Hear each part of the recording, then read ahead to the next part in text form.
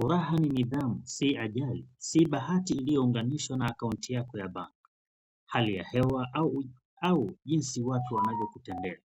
Furaha ni chaguo ambalo unalipigania kila siku, hasa maisha yanapokugeuzia mgongo, hasa unapokuwa katika dhoruba.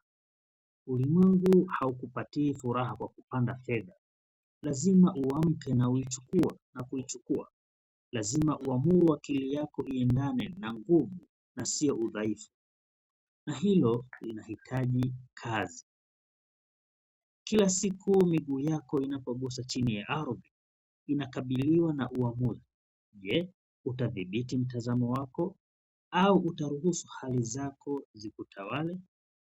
Swali hilo huamua kila kitu. Maisha yanapokuwa magumu, akili ya mvivu hutafuta huruma. Akili ya mwenye nguvu hutafuta kusudi.